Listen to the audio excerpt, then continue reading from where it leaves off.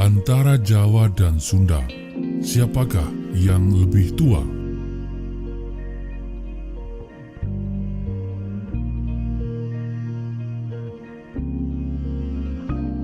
Jawa dan Sunda, dua suku bangsa bersaudara, mendiami pulau yang sama, mempunyai banyak kesamaan sebanyak dengan jumlah perbedaannya. Keduanya berdekatan namun terasa jauh, sangat dekat, namun beda rasa, beda selera, beda bahasa. Orang Sunda menyebut pepaya dengan istilah gedang, sedangkan orang Jawa mengatakan gedang adalah pisang. Namun Jawa dan Sunda memiliki sejumlah kesamaan. Hidup, hurip, orang Jawa juga mengatakan hurip atau urip. Gede, ageng adalah istilah Sunda. Orang Jawa juga menyebut istilah gede serta ageng. Orang Jawa menyebut gaduh untuk arti punya atau memiliki, sementara orang Jawa menyebut gadah. Orang Sunda menyebut carita atau carios, sementara orang Jawa menyebut cerita, cerita atau cerios. Dan masih banyak lagi kesamaan yang lainnya. Jawa-Sunda, hubungan kedua suku bangsa ini bisa digambarkan mirip dengan suhu udara, dingin, hangat, dan sekali waktu memanas. Digesek sedikit saja maka menyalalah api antar keduanya. Tapi, ya hanya menyala, tidak saling membakar. Antara Jawa dan Sunda terpatri dalam sejarah merepresentasikan dua kerajaan besar sejaman, yaitu Majapahit dan Pakuan Pajajaran. Padahal Jawa dan Sunda lebih besar dari keduanya. Ikon Majapahit dan Pajajaran adalah tata kelola pemerintahan, sistem politik yang bergerak dan berubah menyertai zaman. Namun Jawa dan Sunda lebih tua, lebih luas dari sistem politik dan pemerintahan. Pertanyaannya adalah antara Jawa dan Sunda, manakah yang lebih tua? Siapakah yang berhak menyandang adik, kakak, atau orang tua? Simak paparannya dalam video berikut ini.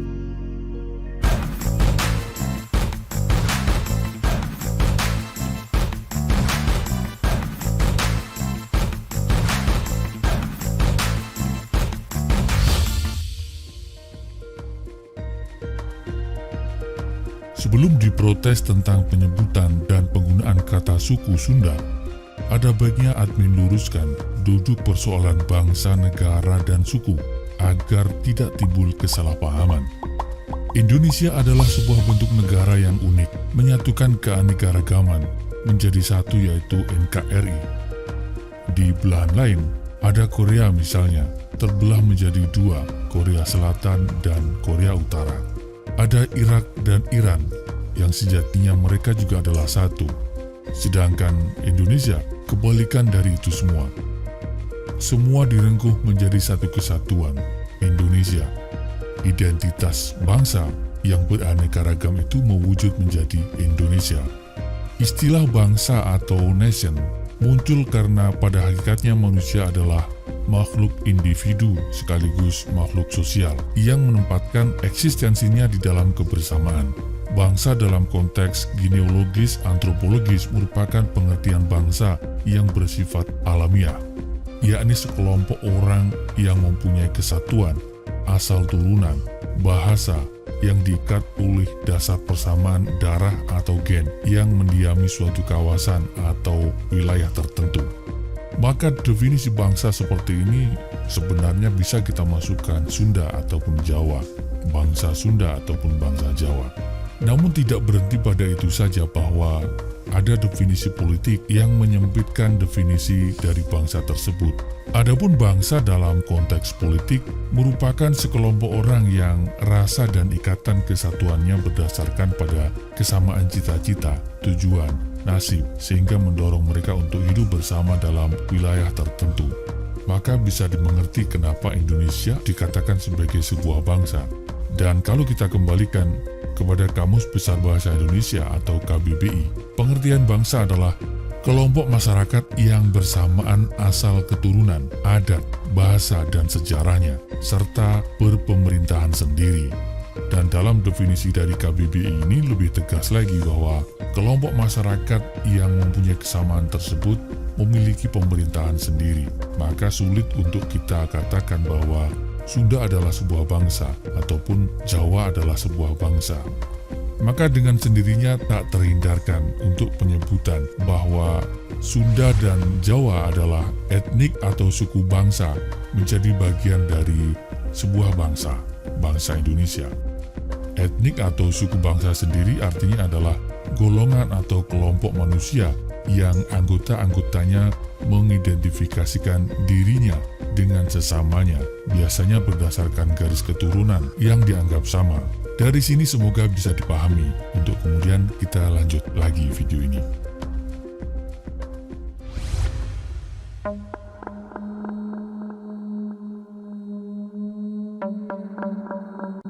Pulau Jawa memiliki luas 128.297 km persegi, berada di Kepulauan Nusantara dan Samudra Hindia. Banyak ahli meyakini bahwa dulunya Pulau Jawa merupakan satu kesatuan dengan Pulau Sumatera sebagai bagian dari dataran Sunda di bagian barat dan di bagian timur menyatu dengan daratan Australia. Pulau Jawa diperkirakan terbentuk pada 60 juta tahun yang lampau saat periode bumi memasuki zaman pre-tersier. Daratan Pulau Jawa bagian barat terbentuk lebih dulu di zaman Kapur yang terjadi sekitar 145 juta tahun yang lalu dan di bagian timur dari pecahan benua Australia. Dua bagian yang menabrak kemudian bergabung menjadi satu pulau. Pembentukannya juga tidak lepas dari aktivitas vulkanik hingga menimbulkan kontur pulau dengan banyak gunung berapi yang membentang dari timur ke barat. Berdasarkan catatan Bujangga Ronggowarsito dalam Pustaka Raja Purwa, disebut bahwa Jawa dan Sumatera terpisah akibat Gunung Kapi yang teridentifikasi sebagai Gunung Krakatau pada 416 Masehi. Hal ini senada dengan peneliti Los Alamos National Laboratory yang menyebut letusan Gunung Krakatau mengakibatkan terpisahnya kedua pulau tersebut, Jawa dan Sumatera. Sama halnya dengan pemisahan Pulau Jawa dan Sumatera, terpisahnya Pulau Jawa dan Bali juga diakibatkan letusan gunung berapi. Menurut Raffles, ia menyatakan bahwa dulunya Pulau Jawa dan Bali masih satu daratan, namun terpisah karena letusan gunung berapi dan gempa besar hingga membuat kedua daratan tersebut putus pada abad ke-13. Namun teori yang menyatakan bahwa pemisahan antara Pulau Sumatera dan Jawa serta Bali yang terpisah akibat letusan gunung berapi dibantah oleh Pusat Vulkanologi dan Mitigasi Bencana Geologi Kementerian ESDM. Sejarah erupsi Gunung Krakatau jauh lebih tua, bukan ratusan ribu tahun, bukan abad, bahkan diperkirakan sebelum ada manusia. Dan secara teori letusan Gunung Krakatau tidak pernah menjadi penyebab terpisahnya Pulau Jawa dan Sumatera.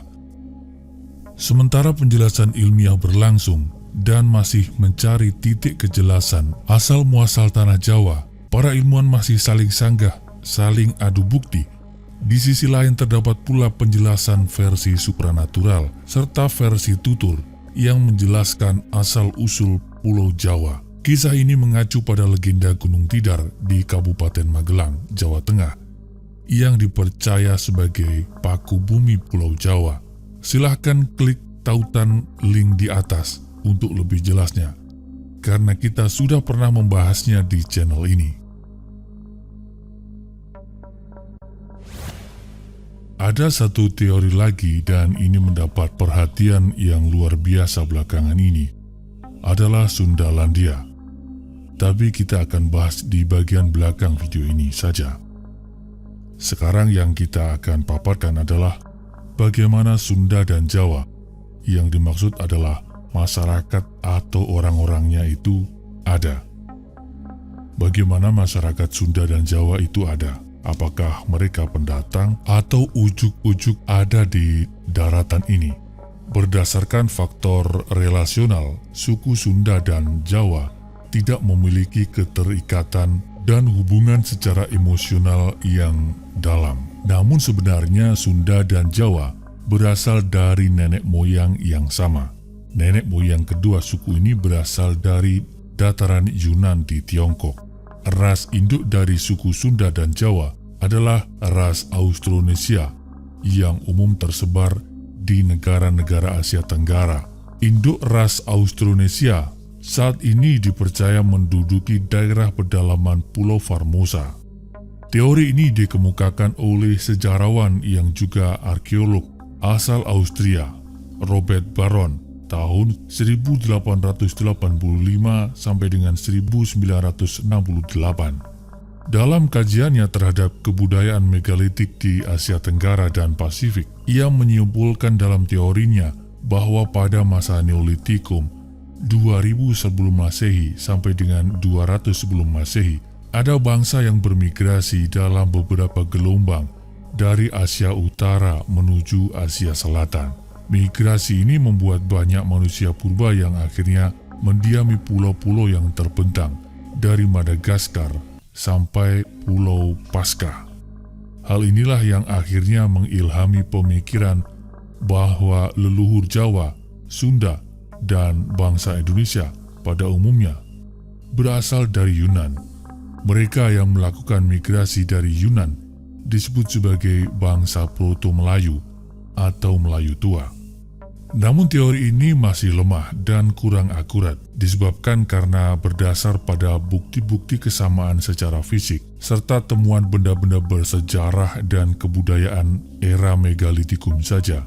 Karena teori Yunan dianggap tidak begitu kuat, para ahli kemudian melakukan penelitian dengan pendekatan kebahasaan atau linguistik. Berdasarkan pendekatan kebahasaan, keseluruhan bahasa yang digunakan suku-suku di Indonesia diketahui berasal dari rumpun Austronesia. Akar dari rumpun Austronesia sendiri pada awalnya berasal dari Kepulauan Formosa yang sudah berkembang sejak 6.000 tahun yang lalu. Pendekatan kebahasaan ini menyatakan bahwa asal-usul suatu bangsa dapat ditelusuri melalui pola penyebaran bahasanya, karena keseluruhan bahasa di Indonesia berasal dari Austronesia yang berkembang di Taiwan. Nenek moyang bangsa Indonesia pun kemungkinan besar berasal dari asal-usul yang sama dengan bahasanya tersebut. Tidak berhenti pada pendekatan linguistik, para peneliti juga melakukan penelitian dengan pendekatan genetika, yakni menelusuri asal-usul manusia berdasarkan penelitian kromosom maupun DNA-nya. Dan hasil penelitian ini menunjukkan terhadap 3.700 orang Indonesia dari 35 etnis yang berbeda memiliki kecocokan genetika dengan bangsa Austronesia. Dari ragam pendekatan yakni linguistik dan genetika, penelusuran kromosom dan DNA, muncul teori yang dikenal dengan Out of Taiwan. Berdasarkan teori ini, migrasi leluhur dari Taiwan tiba lebih dulu di Filipina bagian utara, sekitar 4.500 hingga 3.000 sebelum Masehi. Migrasi ini diduga bertujuan memisahkan diri mencari wilayah baru di selatan. Selanjutnya sekitar 3.500 hingga 2.000 sebelum Masehi, manusia purba yang mendiami Filipina melakukan migrasi lagi dengan tujuan Kalimantan, Sulawesi, dan Maluku Utara. Terus kemudian menyebar ke Jawa, Sumatera, Nusa Tenggara, Papua bagian barat, Oseania, hingga mencapai Melanesia di Pasifik. Namun ada pendapat lain mengenai asal-usul nenek moyang bangsa Indonesia. Salah satunya dikemukakan oleh Profesor Muhammad Yamin. Dia beranggapan nenek moyang bangsa Indonesia berasal dari wilayah Indonesia itu sendiri, bukan wilayah lain. Pendapat ini didukung dengan temuan fosil dan artefak yang lebih banyak dan lengkap ditemukan di wilayah Indonesia dibandingkan dengan temuan di wilayah Asia. Misalnya dengan penemuan manusia purba sejenis Homo soloensis dan Homo wajakensis. Sejumlah peneliti juga berasumsi cikal bakal orang Jawa berkaitan dengan evolusi Homo erectus menjadi Homo sapiens. Berdasarkan catatan sejarah, sekitar 40.000 tahun yang lalu, Jawa dan sebagian pulau di Nusantara sudah dihuni oleh Homo sapiens yang berasal dari ras Austro-Melanesia. Pada akhirnya teori out of Taiwan berhadapan dengan teori of Sundaland, yakni penyebaran ras manusia bermula dari Sundaland. Keberadaan peradaban di Sundaland dikemukakan oleh Profesor Aristo Santos dari Brazil melalui bukunya Atlantis, The Lost Continent Finally Found. Di dalam bukunya ini, Profesor Santos menyatakan Sundaland adalah benua Atlantis yang disebut Plato di dalam tulisannya Timaeus dan Critias. Sebelumnya, Oppenheimer menerbitkan buku berjudul Eden in the East yang kurang lebih menyatakan bahwa Sundaland pernah menjadi kawasan berbudaya tinggi, kemudian tenggelam, dan para penghuninya mengungsi ke berbagai wilayah out of Sundaland yang pada akhirnya menurunkan ras-ras baru di muka bumi.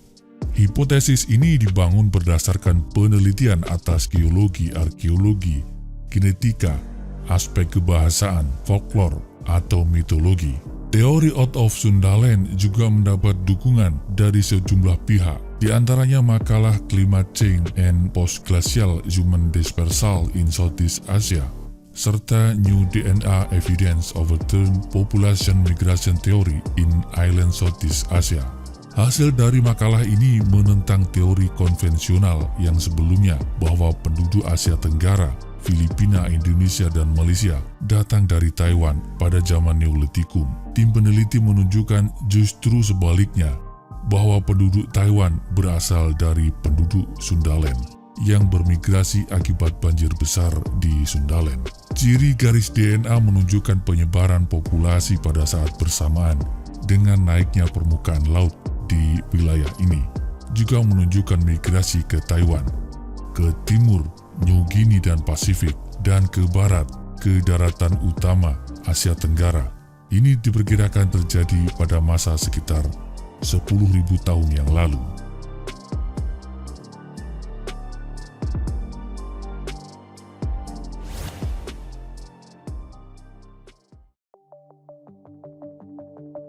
Kita sudahi pertemuan dua teori atau perlawanan dua teori out of Taiwan dan out of Sundaland. Silahkan Anda mempercayai yang mana. Kita akan fokuskan lagi pada Jawa dan Sunda.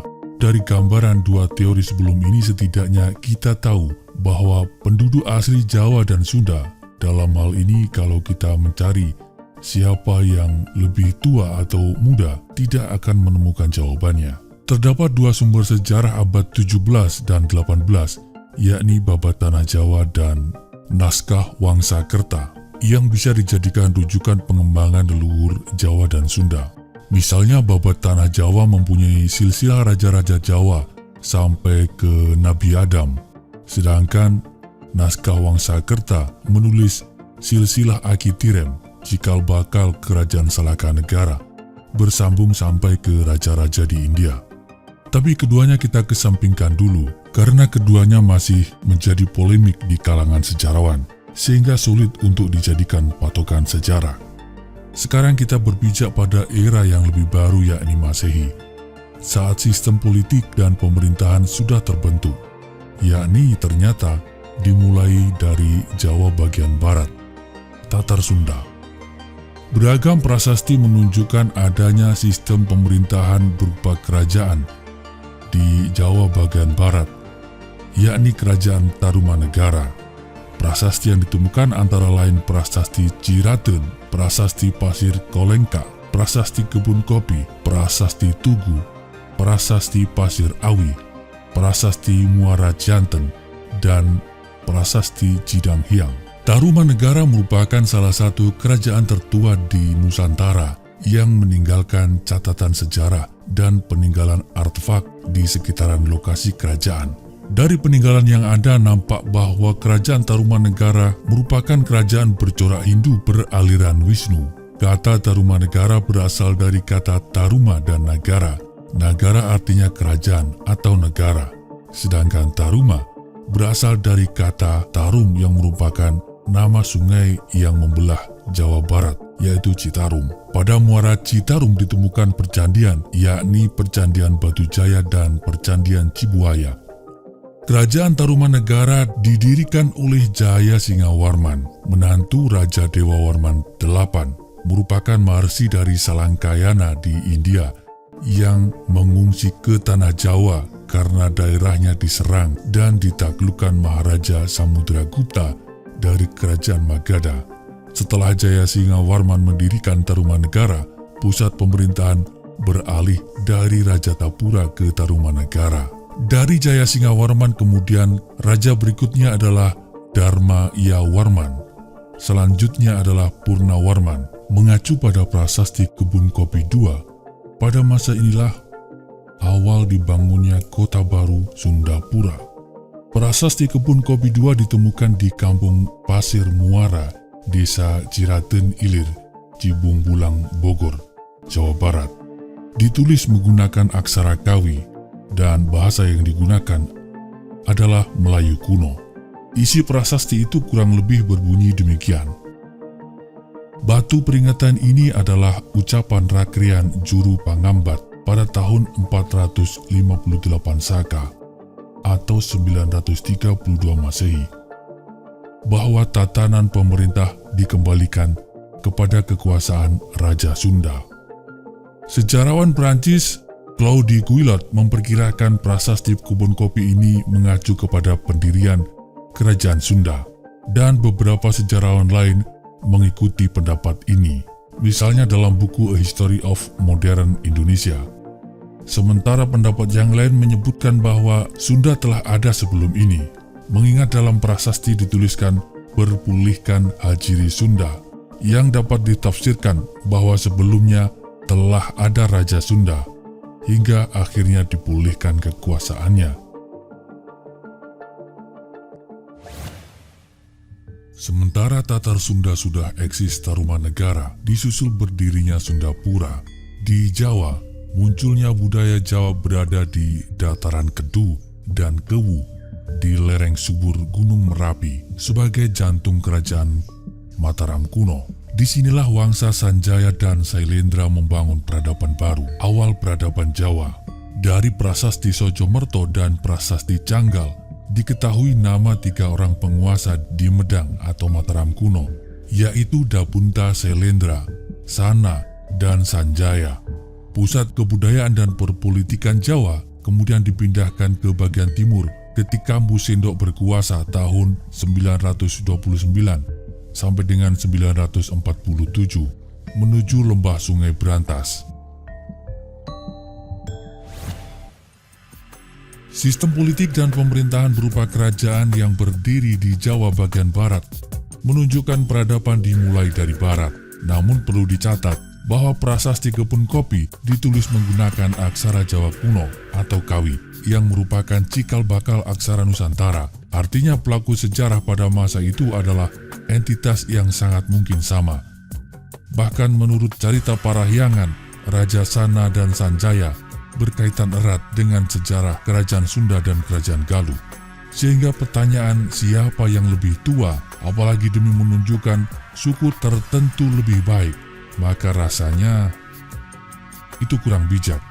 Karena pelaku sejarah waktu itu adalah kesatuan atau leluhur yang sama, leluhur Jawa dan leluhur Sunda.